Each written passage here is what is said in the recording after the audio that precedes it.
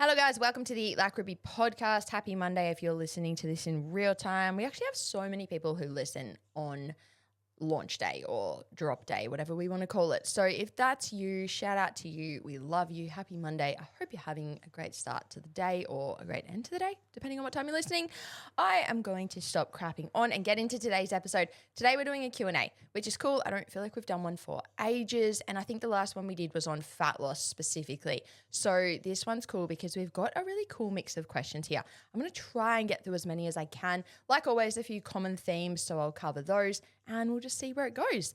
And then I'm going to be back on Wednesday to do an update about my own nutrition and training and how my muscle gain growth is going and all of that. So stay tuned for that one on Wednesday. But Q&A right now, let's do the damn thing. First question was, or this was one of the most common ones, and it's always worded in a few different ways, but common theme was basically, how do I eat more? If my intake has increased, we see this obviously if people go from like fat loss to maintenance or maintenance to a surplus, or if somebody's activity level comes up, especially if we're like performance goals and our training volume starts to increase, obviously our energy intake has to increase. And I feel like it's one of those things when you're not in that position, you think it would be so easy. Like when you think about eating more, you're like, that's so easy. Who doesn't want to eat more? I would just eat whatever the hell I want. Like so easy to eat more. I've said this on the podcast before and I'll say it again. It's so much harder than people think to structurally, intentionally eat more in a way that like works for your health and supports your training. And what I mean by that is we're not just eating more in terms of like, oh, we'll just go out for pizza every night and have cake for dessert and just eat chocolate biscuits all day. Like we can absolutely do some of those things. I'm going to talk about it in a second. But I think when you're, like I said, when you're not in this position, you can just think that it's like so easy to eat more and it would be awesome to eat more. But then when you start to do it in that structured way or like that positive, good quality way, you can realize like there's only so much food I can get in. So we're going to look at that right now. And like I said, it's common to see this in those few different ways. From fat loss to maintenance is a big way. And I think with that, I'm already off on a tangent, but I think when people go from fat loss to maintenance, there is that little bit of a struggle of like tangibly, how do I do this? But I think there's some mindset stuff there as well that's like a little bit scared to do this. I'm not going to talk about the mindset stuff today because otherwise we will be here all day. If you need to eat more, like I am pro eating more. I am all for people eating more. Get the hell out of your deficit, especially now. November, December, get out of your deficit, eat more. If you've got big gym goals, if you've got big performance goals, get out of your deficit. You know I'm all for it. But let's look at the actual tangible things that we can do, whether we are going from fat loss to maintenance, whether we're cranking our intake up because our output is coming up for training load and performance goals, etc. Whatever position you're in, the first thing I would do, and this one's probably a little bit more applicable to the people going from lower like deficit calories up to maintenance or a bit higher, have a look at your usual standard foods and meals and just look where you can increase the portions. This is one of the most easiest things to do. I don't know if that makes sense. One of the most easiest. We're getting towards the end of the year. She needs a break. But this is one of the easiest things to do because you don't really have to change too much with your planning and your shopping and your food prepping and all of those things. And what I mean is like if we use an example of the Eat Like Ruby bowl, if you know, yogurt, cereal, fruit, Nutella, straight away, like when I'm writing meal plans or I'm helping people do this, or if I'm doing it for myself, going from deficit to maintenance, if we look at one version of that bowl, we can go for like the lower calorie, high protein yogurt. So like YoPro, Chobani Fit, etc. So you save a few calories there. If you're going, like if you're trying to bring down the calories, go a bit of a smaller serving of cereal. Obviously we keep fruit. I usually keep fruit pretty similar because we want to get those good servings of fruit in regardless of our intake. And then obviously we can reduce the Nutella when we're on lower calories. So if we've gone for like a lower calorie yogurt, we've reduced the portion size of the cereal a little bit and we've gone for a low portion of Nutella. Then if we've been having that meal every day in our deficit, and then you get to a point where you go, okay, cool, I'm coming out of my deficit, I'm going to maintenance. If we switch that yogurt, like a really clear example right here is switching from Chobani Fit to just the normal Chobani yogurts, you instantly gain like 40 to 50 calories. That doesn't sound like much, but think right now about doing that on 6 foods through your day. That's 300 calories on your day. If you're on, let's say 1,700 calories in your deficit and you're trying to come up over 2,000, like I just said, you find 6 foods in your day that you can crank up by 50 calories, your job is done. So that is such an easy way to do it. And like I said, you don't have to think up brand new meals. You can if you want to. I guess option one is to think about the things that you've been leaving out of your diet or you've been avoiding or holding back on because they haven't made sense when you're in your deficit. If you've been eyeing off some big brekkie that you're like, I can't wait to bring that in when I've got the calories to do so, that's awesome. Go for it. But I think people are pretty settled in their routines with their usual foods and meals. So if we come back to what I was saying, you increase that yogurt to a higher calorie one. Boom, there's 50 calories.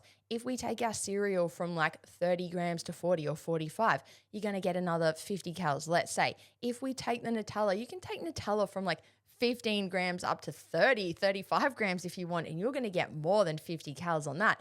You could get an extra 300 calories just in this meal. I think right now I should, if I remember, make a post on the day that this podcast comes out about like a 300 calorie version of that meal versus a 600 calorie version of that meal, because you could do it like that.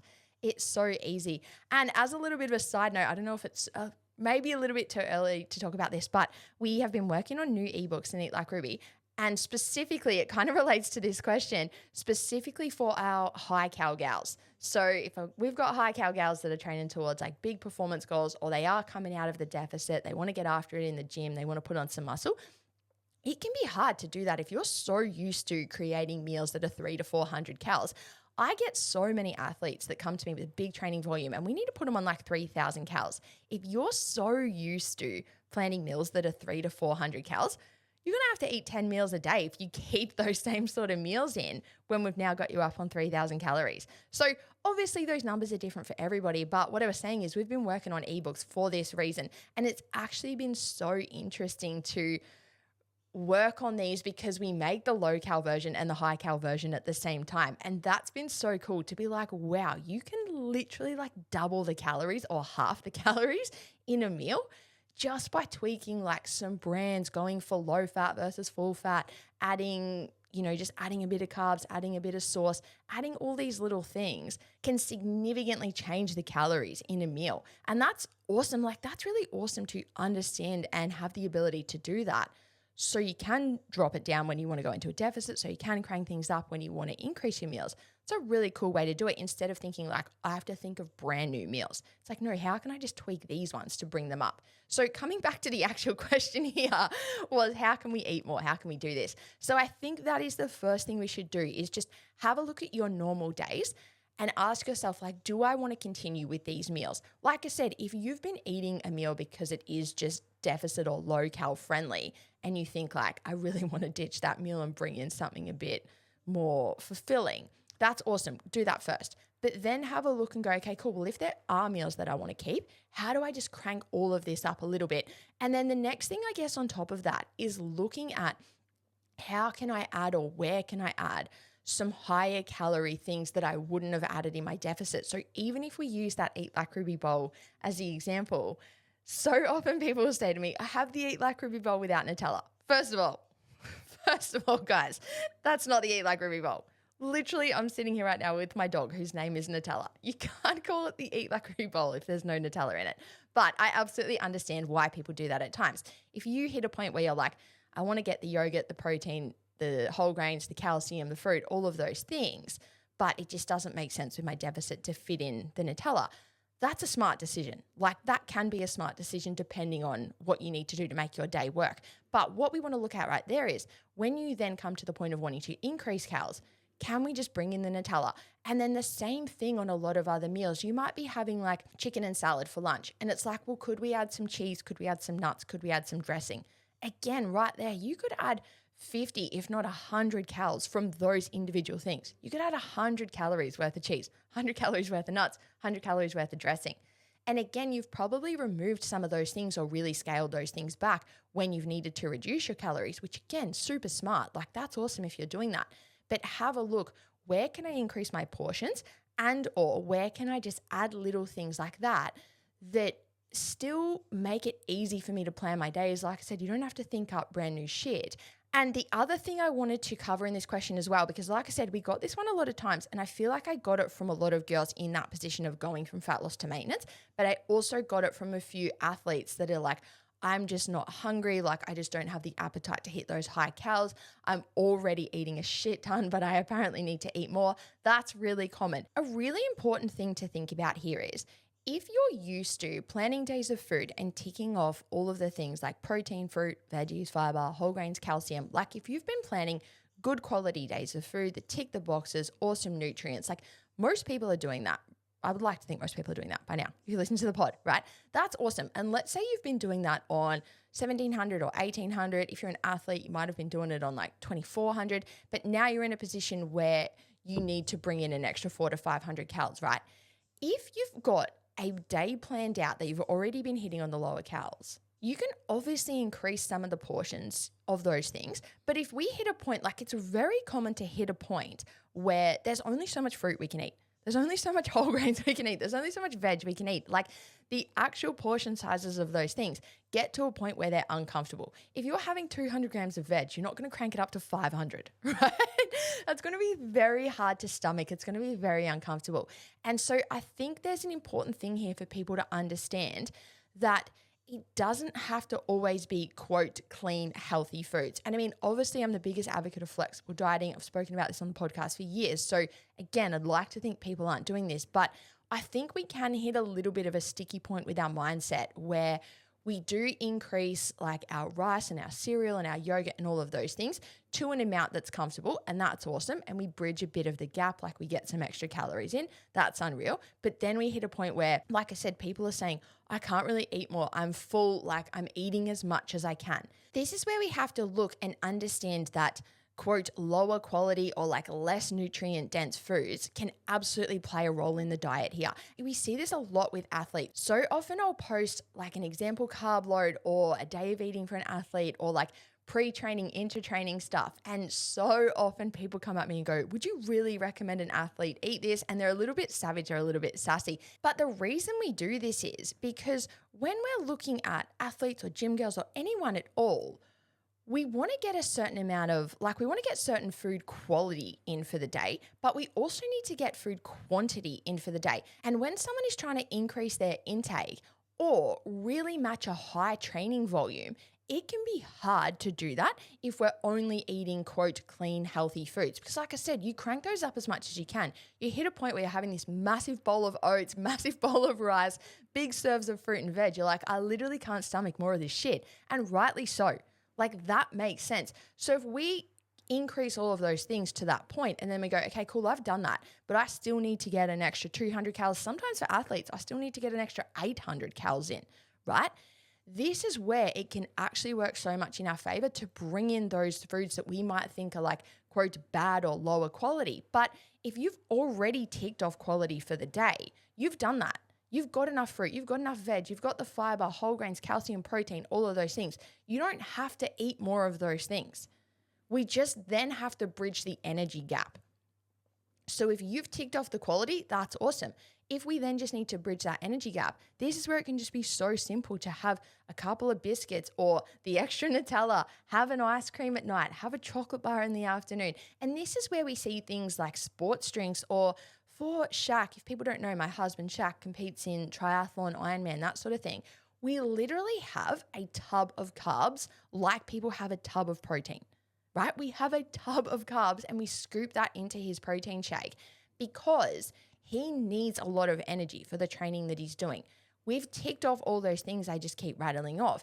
He's like, I actually can't stomach that much more food, but he does have protein shakes every day. If we put a scoop of carbs in that, the volume of food, and this is the real key thing, when we hit that point where we're like, I can't eat anymore, we're looking at volume. You're like, volume wise, I can't get any more into my stomach. It's uncomfortable for me to get more in. So we have to look and go, how can we get energy in without getting more volume in? And that's where, like I said, he's going to have that protein shake anyway. So volume wise and fullness wise, that's going to come into his system and take up the same space.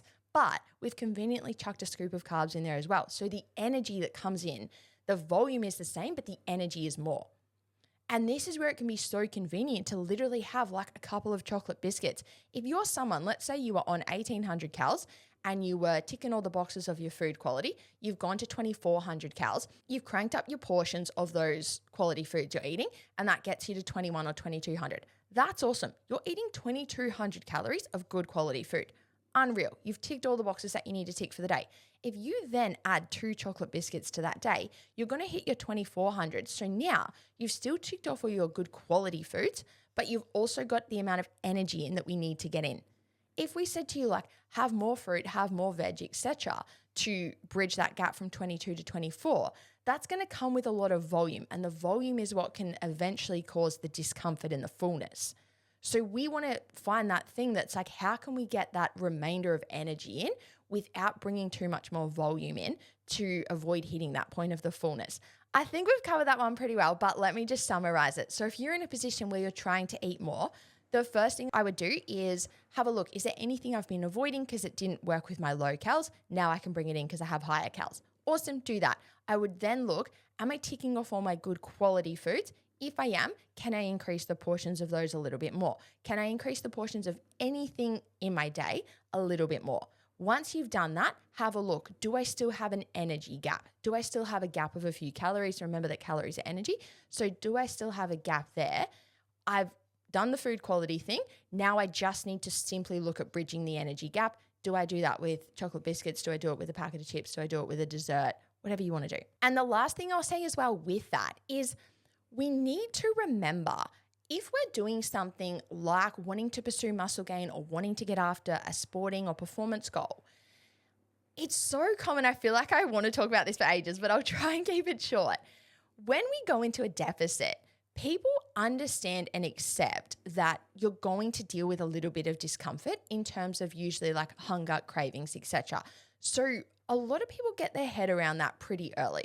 And it's like, I just understand that it's when I do have the fat loss goal and when I do have the deficit goal, it's not so much about comfort. Obviously, I can do things within reason to make it as comfortable as I can, but we're aware and accepting of the fact that we're going to have a bit of hunger, cravings are going to kick in, we're going to have that level of discomfort because we know what's required to achieve the goal, and we know that we're just going to have to endure a little bit of discomfort to do that. When we go the other way onto higher calories, people don't seem to take that same mindset. This is where we see people straight away just go, but I'm not hungry. It's not about hunger. It's about your goal. So yes, we can eat towards hunger and we can make it as comfortable as we can, but we also have to accept, okay, if I have a goal that requires X amount of energy and I feel a little bit uncomfortable hitting that amount of energy, you got to sit there and go, well, if that's what's required for my goal, do I have to be willing to push past a little bit of discomfort for that goal? And if you're not, that's fine. But we see this on the other end with the deficit as well. If we're not willing to push through a bit of hunger, a little bit of cravings, a little bit of strictness, etc., your deficit's probably going to suffer a little bit. It's the exact same thing on the other end here.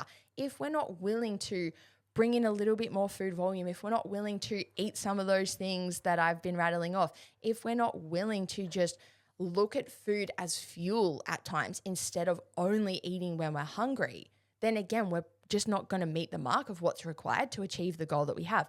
That's up to you. No one's got a gun to your head. Eat whatever the hell you want. But you've got to bring it back and go, well, if I know that XYZ intake is the best thing to do for my goal, I've got to be willing to do that. And if I'm not, that's fine. But then I've got to be willing to accept that my goal's going to suffer a little bit. My results are going to suffer a little bit. So just clock that one, because I think, like I said, I've seen people accept this in the deficit a long time ago. And then when we start to increase the intake, people are like, but I'm just not hungry. Okay, Sally, well, it's not always about hunger. And someone said this on one of my Instagram posts the other day. We had the Instagram post about pre-training nutrition, and heaps of people commented and said, what if I'm not hungry? What if I train early in the morning and I'm not hungry? Pre-training nutrition isn't about hunger. It's about fuel. It's so important to understand that. And again, like we accept those things when it's other goals, and then we're just standing there going, oh, but like I don't feel like it. Most people that have achieved a goal have pushed through things that they, quote, didn't feel like it with.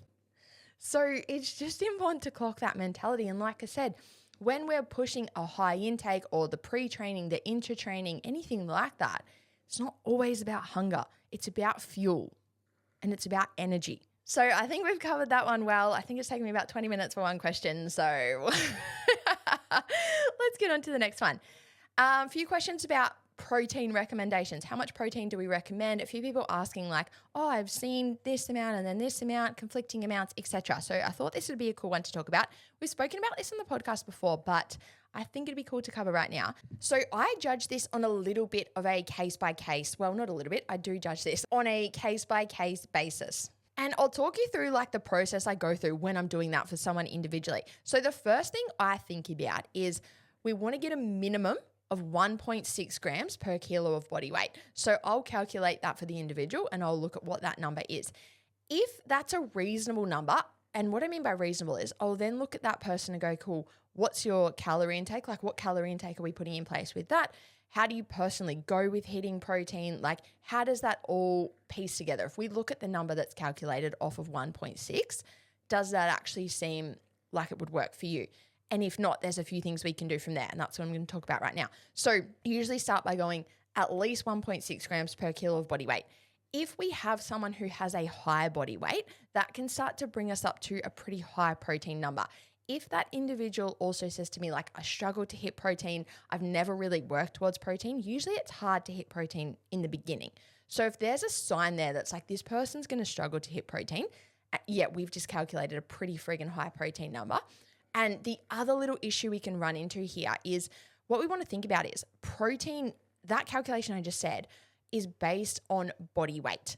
So 1.6 grams per kilo of body weight. At the same time, when we're working out someone's protein requirements, we're also usually working out their calorie requirements. Calories are based on body weight, but they're also based on other things. And one of those big other deciding factors of calories is steps or activity levels, right? And what can happen, we can reach a real sticky point or a real shitty point, to be honest with you, is if we have someone who has a high body weight but isn't doing much steps, because what happens is we then calculate a fairly low overall calorie target, but a high protein target. That's very tricky to hit. Obviously, the lower our calories are, the less we've got to spend, yet we're trying to hit this massive protein target as part of that. Think about that as someone who gets paid sweet F all, but has massive expenses with their bills every week. It's just like, shit, how do we hit this? Like the two things just don't add up. And so one thing that I love to do, and if you've been in Eat Like Ruby, I might have actually personally told you this before. If someone's in a position, let's say you end up in that position where your calories are maybe like 17 or 1800, yet your protein has come in at like 160. For a lot of females, that can be hard. For some females, they can do it. Some people just naturally hit high protein. That's awesome. But if we're getting signs that's like, this person's going to struggle to hit that, I always just say like safe number, base number, hit 130 grams. If your protein calculates right up in like the 160s, 170s, and you're just sitting there going, how the hell am I going to do this? And I will preface this by saying this is predominantly females. I'm talking about males are a little bit different, but I'm going to keep it to the females. If you calculate a big number like that and you think like, how the hell am I going to do that? Bring it down to 130 and just go, I'm just going to hit 130. That's what I do. I shouldn't say do that. Check with your healthcare professional, check with your nutritionist, whoever you need to check with, but that's what I do. If I work out that someone's going to struggle to hit their high number, bring them back to 130. Sometimes people will say like, you should calculate it based on your goal weight. I don't like that at all. I don't like that at all because let's say we have a person who's 130 kilos and they go, my goal weight is 60. That's a significant difference. And the reason we have a protein requirement or a minimum protein requirement is because we want to make sure we get enough protein into the body for all of the things that protein does in the body, which if people don't know is a lot. Protein is responsible for the recovery, the rebuild, the repair of all tissue in the body. We do not want a person significantly missing the mark with how much they should currently be getting because they've based it on their goal weight. That's a very, very different number to their current weight. The reason we base it off weight is because we're looking at essentially the size of the body and therefore the requirements to get enough in for that size. We don't want to do that for your eventual goal size if it's very, very different. So that might have been a little bit confusing for some people, but I think there would be some people sitting there going, I've heard I should do it from goal weight. That's just my opinion. I don't think we should. The two other little things I wanted to say on this is I keep mentioning the fact that I advise people to have a minimum protein requirement, not a protein target. So I'll calculate people's minimum protein requirement and go, we want to make sure you get at least that much. And like I said, I start with calculating 1.6 and then I'll adjust it if I think we need to. And that's the minimum amount we want this person to get. So if we think about someone who's 60 kilos, that usually calculates around 100. I think it's just like high 90s. So I will say to that person, you want to get at least 100. If you get more than that, that's fine. but we want to make sure we get the minimum requirement. And if we think about why, it's because what I just said, like there's a certain amount we want to come in for the size of your body to get enough protein for the day and the amount of protein that it needs to do everything it needs to do. So we want to make sure you hit that. If you get a bit more, that's fine. It's not a bad thing, but we just want to make sure we don't get less. So that's why I like to give the minimum. And I think that then allows a bit of flexibility. If people just give that one fixed number, I've said this on the pod before, but you see people that are like, my protein target is 127 grams. To me, that's not flexible dieting, because what happens on the days when you're not tracking your food or you want to eat out, etc., all you've learned is how to hit this one weird protein number. If you've flipped your mentality and your habits to each day, I make sure I get enough protein, I think that's a way more flexible approach and can help us like with a sustainable nutrition approach for the long run. So I feel like I've gone a little bit off topic, but that's just important. I think it's way more beneficial to have the minimum requirement rather than a fixed number. And if we keep going on that same thread, like I said, if we calculate that for a 60 kilo person and we say, cool, your minimum protein is 100.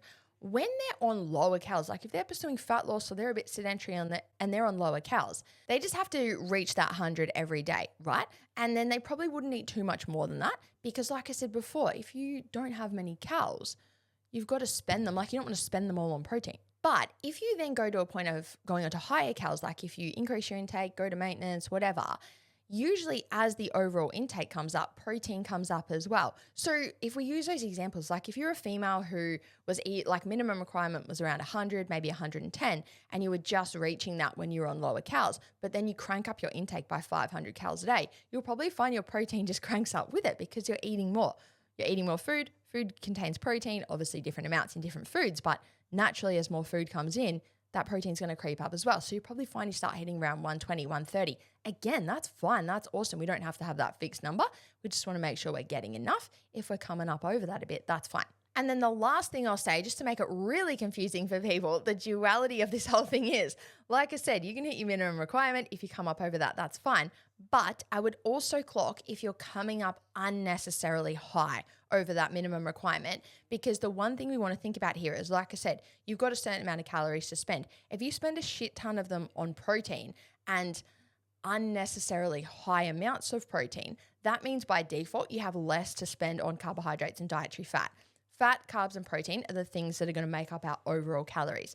If we've eaten enough protein, aka a minimum requirement, we want to make sure we're obviously getting enough dietary fat. And then if we've got performance goals and gym goals and all those things, obviously you guys know I'm a huge fan of carbohydrates. We want to make sure we're getting as many of them as we possibly can, in my opinion. So I think it's important, if you're someone who is getting significantly high protein above your minimum requirement, just stop and think like, would it be better for me to scale that back a little bit to get a bit more dietary fat, to get a bit more carbohydrates and reap the benefits of those things? That we hit a point where too much protein is just not beneficial. So, and usually we say like around that 2 grams per kilo of body weight, like we don't really need to go much higher than 2 grams per kilo of body weight. So lots of numbers there, lots of maths, but protein's such a hard one because like I said, some people really struggle to hit it. Some people hit it super easily. And then obviously depending on the size of our body, it's a really different number. Like we've got 50 to 60 kilo females in Eat Like Ruby that need to get like 90 grams. Then we've got people with a higher body weight that, like I said, theirs calculates in at like 160, 170 grams. So it's such a hard topic to speak to because you've got people over here that's like, here's how you can bring it down if it's too hard to hit it. And then you've got other people where it's like, here's how you can crank it up. And then other people, it's like, here's how you should bring it down so you can eat more of other nutrients. And like, everyone's got such a different body weight, protein requirement and overall calorie requirement that it's very hard to just speak about it as like one scenario. There's lots of different scenarios there. So I hope we covered yours. I hope it wasn't too confusing, but moving on to the next question. Okay, a little bit of a controversial one, and I don't think we've ever answered this on the podcast before. Somebody asked if I recommend greens powder, and then two people asked this. Someone said, do we recommend it? And someone said, is it a waste of money? And I loved that wording of a waste of money because I see this so often from nutritionists and coaches and dietitians and just heaps of people online saying, you don't need greens powder is a waste of money, etc. And if you don't know what we're talking about, it's like literally like a little scoop of greens and they kind of market it as like vegetables in a scoop, I guess. I don't know. You mix it with water, have it in a shaker. So people, like it's a common thing for people to say we don't need. And then a few people were asking about it. I have a little bit of a different opinion. I don't think we need it. I want to make that very clear right now. You guys know that I'm the biggest advocate of getting enough fruit, veg, fiber, etc. So I definitely don't think we need greens powder. And I think whether you're having it or not, you still want to make sure you're hitting the recommended daily intakes of fruit and veg. Can't stress that enough, right? But I think there can be a little bit of a role for something like greens powder, and stay with me. There's going to be nutritionists and dietitians everywhere being like, what? What I'm getting at is, right, we see coaches all the time say greens powder is a waste of money. I would challenge you right now, if you had a client who was in an unhealthy weight range and was drinking 2 liters of Coke every day and came to you and said, I'm going to cut out my Coke habit, but I like to drink something. I'm going to drink greens powder instead. Is that a waste of money? I'm pausing for effect, like always. But I genuinely think, and like I said, I don't think people need greens powder, and people who are in an unhealthy weight range, they don't need it. But the little role that I can see it playing is, like I said, if somebody likes to have a sweet drink or they like to have a sweet food in the afternoon or something like that. And again, the duality, flexible dieting, you can still include those things in your diet. You can have Coca-Cola in your diet. You can have sweet treats in your diet, right? But if someone is trying to construct their day of eating and they're like, okay, cool, I do need to lose a bit of weight for my health. I want to cut out on some sugar. I want to cut out on some of those extra calories that are coming from those things. I'm going to remove those drinks or whatever. But I'm going to be left with this gap where, like, in the afternoon, I do crave something. And what I like to compare this to is think about, when some people quit smoking, and obviously, like, they can go cold turkey, but some people like to do, like, drawing or jigsaw puzzles or things like that because they hit that point where they're like, I just want to do something with my hands, or I just want to keep myself busy. Whenever I want to have a smoke, I'm going to go over and do my jigsaw puzzle. And side note, guys, I've never been a smoker, so I can't speak about this from experience. But that's a common thing where people are like, I need to bridge the gap. Like, I was doing this thing. I eventually, I want to stop doing it, and I eventually just want to have nothing in its place. But I don't feel like I can go from that habit to nothing. Right? And again, compare it to the smoking. Like, I want to quit smoking. I need to keep myself busy and occupied while I navigate those initial phases of quitting smoking. So I'm going to take up drawing, jigsaw puzzles, Rubik's Cubes, anything at all to keep my hands busy. And eventually, hopefully, I get to a point where I don't need those things either, and I'm just a non-smoker, right? Same thing with the greens. Again, we don't need the greens. But if someone is pounding liters of Coca-Cola every day and they are like, okay, I want to stop doing that, but I'm going to want to drink something. I'm going to want to fill that void a little bit. I don't think I can just go from all to nothing. That can be such a sweet spot. And again, I would not call that a waste of money if someone's doing that. So that's probably not to the point that people were asking that question. If we think about the question of people asking, do we need it? Is it a waste of money? No, we definitely don't need it. I think we should definitely get enough fruit and veggies. And then obviously if we're doing that, we don't really need greens powder on top. But if you like to have it, and even if you're not in that position of pounding liters of Coca-Cola, but if you are in a deficit or you're on low calories, or you've got that gap in your day where you're like, oh, I'm craving something, I'm going to have my greens drink. Like these days you get them and they're like lemonade flavor and all that stuff. If people want to use them in that way, I don't think we can just straight up say they're a waste of money. So I hope I've made that clear. I don't think everyone should go out and buy them right now. In terms of do we need them for dieting, fat loss, health? No. Can we use them in strategic ways if we want to? And therefore they're not exactly a waste of money? In my opinion, yes. Okay, moving on. Someone asked, how do I combine strength and try training? That is something we answered. I'm literally going into my podcast app right now because we answered that so recently. If we look back at how to juggle performance goals and gym training, literally about 6, maybe 8 episodes ago by the time this one comes out. So just scroll back about 8 to 10 episodes, how to juggle performance goals and gym training. We've already done it. Moving on. Somebody said, how to know if you're eating enough to fuel your exercise appropriately. So that is the great question. This is literally my bread and butter. This is the thing I absolutely love to look at and help people with. So first of all, step 1, you can book in with me. I can help you work this out. But that's something I would think about, because if we look at the question, how to know if you're eating enough to fuel your exercise appropriately, If you're just doing like standard gym training, like let's say you're strength training 3 to 5 times a week, right? Which is awesome. I always say that in a way that's like just gym training, but it's awesome, right? But you'll see what I mean in a second. If you're doing that, I would just calculate your maintenance intake, spend a bit of time there, watch how your body responds. Am I actually maintaining? Am I seeing myself, continue to drop weight or anything like that? So there's a bit of a sign that I need to up my intake a little bit. But really, you're just trying to find your maintenance intake to support that training. If we're looking at something more like a higher training volume, like a lot of running, triathlon training, anything that's just above kind of like your standard 4 to 5 1-hour sessions a week, right? If you're doing more than that, that's where we start to look at things like energy availability. We've spoken about this on the podcast before, but energy availability is pretty much the amount of energy the body has available to use towards its functions and to help it to thrive once it's used the energy that needs to towards training. So if we think about someone with a big training volume, like I said, a lot of running, if you're doing triathlon, you're on the bike, you're swimming a lot, like you might be doing 15 to 20 hours a week. That's where I say there's a difference between that versus someone who's just hitting the gym a few times a week. If we're hitting the gym a few times a week, we can usually find our maintenance intake to support that pretty easily.